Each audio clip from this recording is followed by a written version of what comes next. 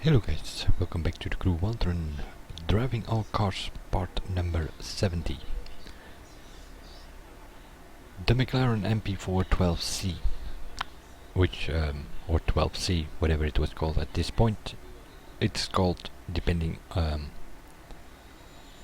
the horsepower. This thing has 625 horsepower. They gave it a little bit more and less power, and they renamed it. They added 25 horsepower for the 650S, and they took away a bit of horsepower for the 570S. And later on they sort of brought a performance version called the 675LT. That's sort of the new names, but the model itself is more or less the same. But before all those numbers, it was just called the 12C or the MP4 12C. 3.8 B-turbo V6 if I'm not mistaken, 625 horsepower.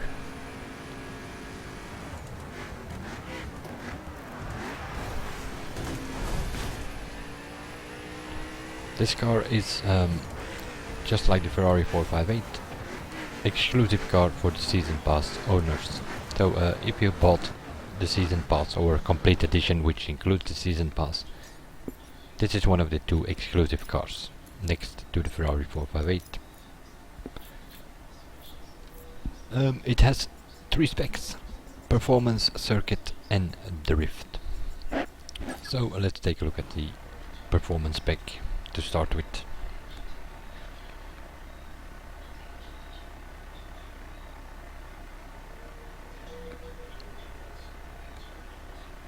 Original or official rims and colors, as always on my cars, also on this performance spec.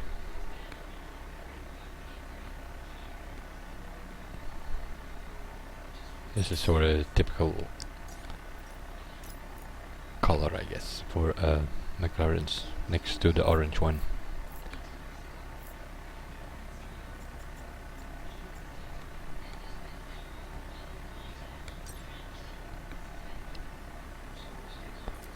MR it says. I'm assuming that mid-engine rear-wheel drive.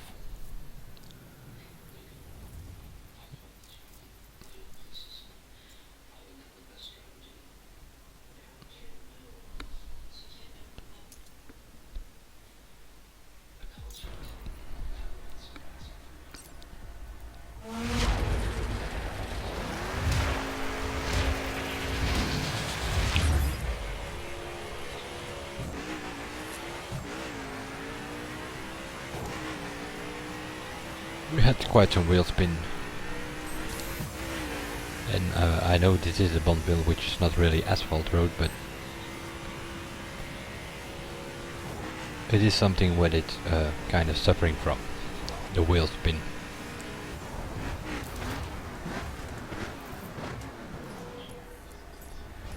.8.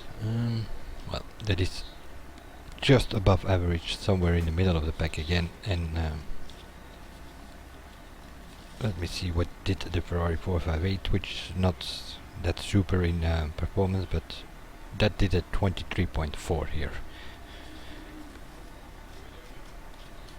So it is about half a second slower than a 458 if we're comparing to that, which you sort of have to do. Sort of the competition. And that is definitely the case in the McLaren 12C GT3.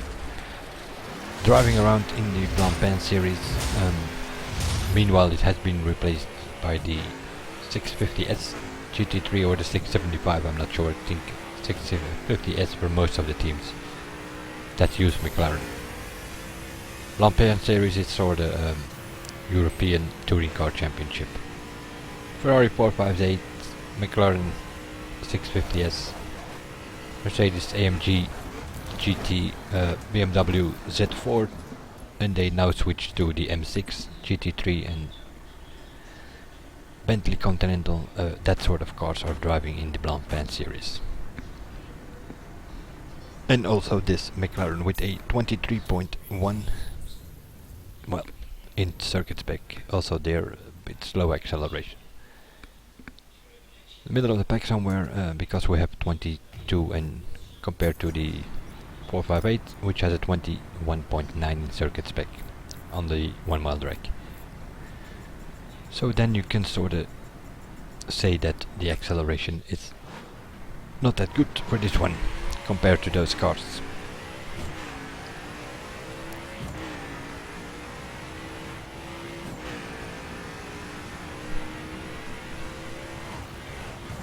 Handling wise, yeah, well, I don't know. Don't think it's that far off from the better specs. If you really talk about handling, taking corners, stuff like that. Little slides here and there, but that makes you go faster through the corners than Supreme understeer or something.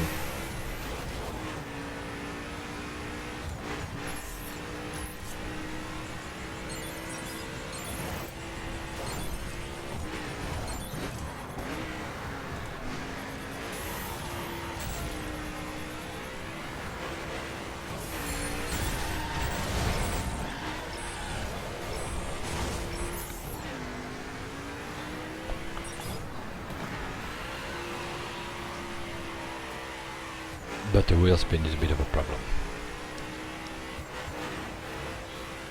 If you see it go over the track like this, it sort of goes smoothly and it looks like it has the acceleration, but coming out of the corners, the wheel spin is a bit of a problem. Then you press the nitro, which will give you more wheel spin.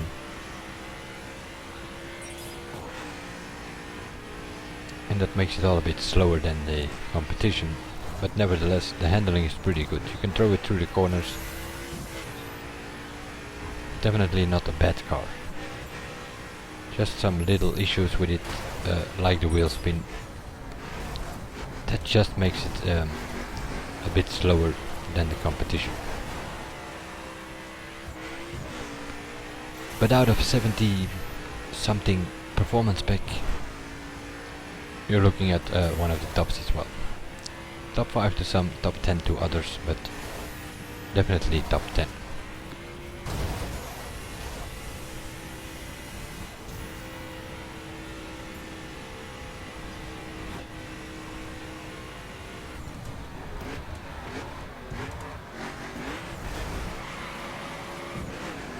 Just these little slides and the wheel spin that's kind of killing the real performance of this car. The brakes are good, the handling is good, so also top speed wise not that bad, so all in all a pretty decent car. It's just a bit slow on acceleration, and well, that kind of matters on twisty tracks because you need the acceleration coming out of the corners every time, and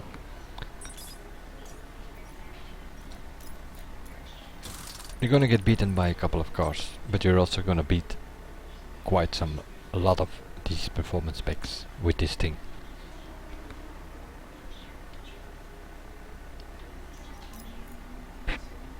It's probably going to be more top 10 than top 5 though.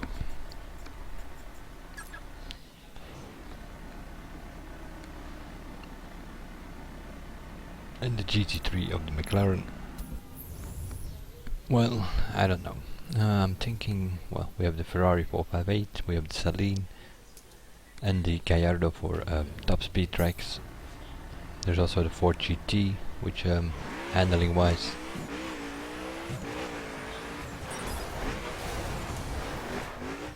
Then there's the Mini, which is pretty good top speed and acceleration, and handling also not that bad. That's sort of going over the top circuit specs, and yeah, then probably this one will show up there somewhere. Top 5, top 7, something like that.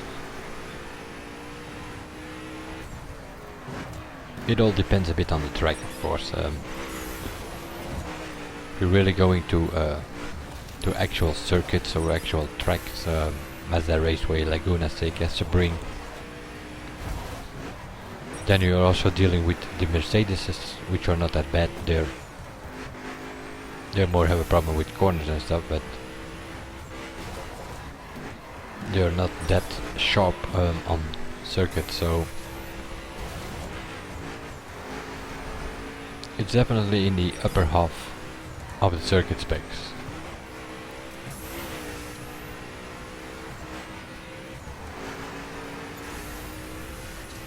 I've done about 1200 kilometers with this thing, so I don't hang out that much in free drive, at least not with circuit specs. Then I'm usually just messing about in full stocks or performance or street specs or something. But still I've done 1200 kilometers, so that can only suggest I used it a couple of times in PvP. Using the 458, that's all good, but it's kind of boring. It's like using the Huayra in performance. It's kind of boring if you use the same car, so there are always cars about that you can also drive and still have a chance to win, depending on the drivers in the lobby and so.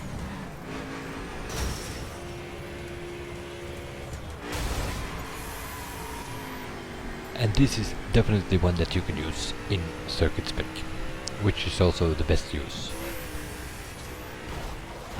Performance one is not bad, but the circuits is a bit better, let's say, compared to the competition.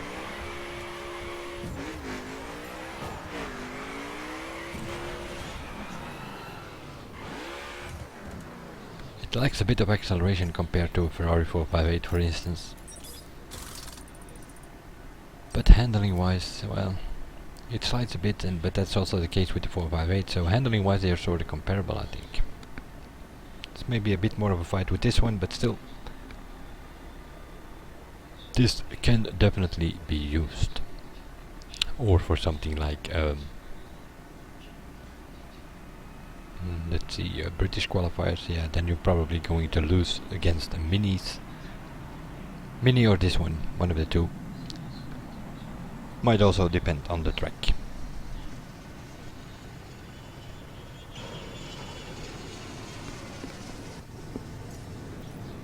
Let's quickly change here to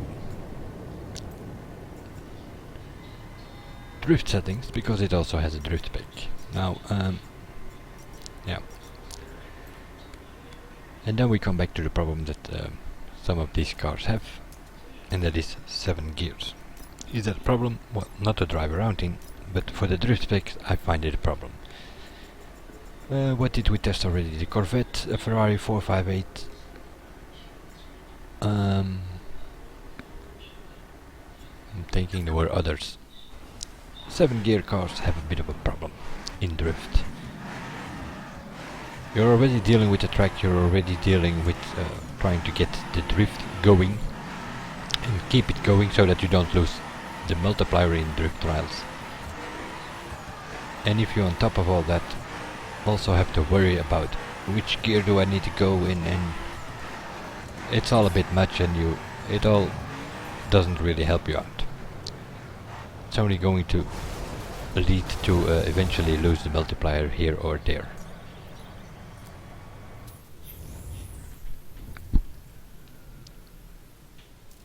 Good drift spec to me is something, well, you put it in second gear or in third gear and you keep it there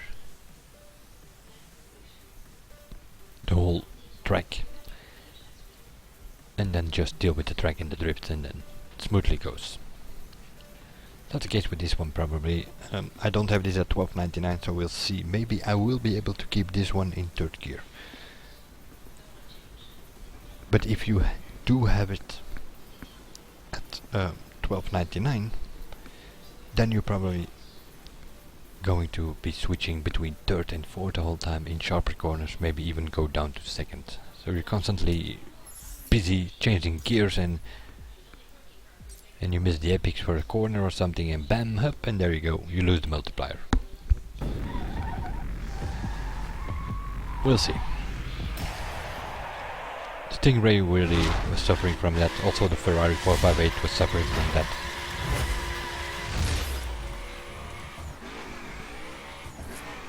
Second is too low, so we definitely need third gear. But even then, what this says, 120 something. Also, that is a bit low.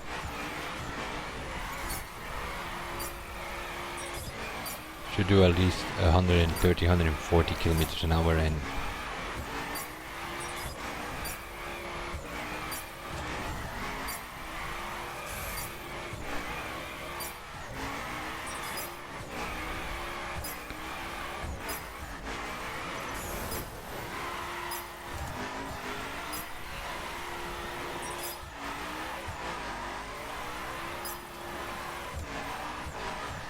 kind of work like this in third gear, but well, we're not going anywhere. 100 kilometers an hour in the corners, 120 on the more long straight.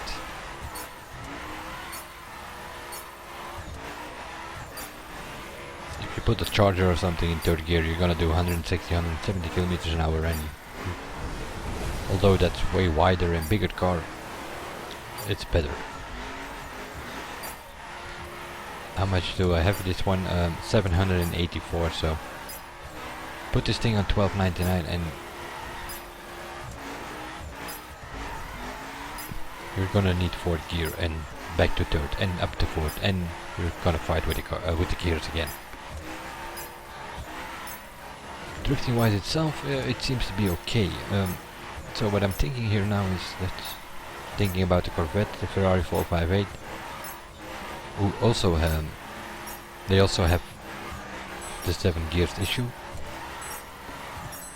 but then this one might just be the better handleable of those things, but I don't know. We'll have to test that completely when I have them at 1299. Drift specs are the only one I don't have at 1299, give or take a few that I most of the time use, like the charger, like the RX-7. If I can use the RX-7, I use the RX-7, it's simple as that. But sometimes for American qualifiers or something, I take the charger.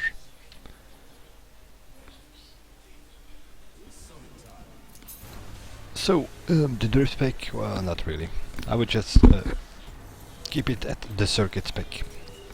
But other than that, it's a pretty decent car. It's top 10 for sure in performance, and also maybe even a top 5 or something in circuit. But you're gonna have a problem with the real top specs. But other than that, nope, pretty decent. We'll see you guys in the next one, and bye for now.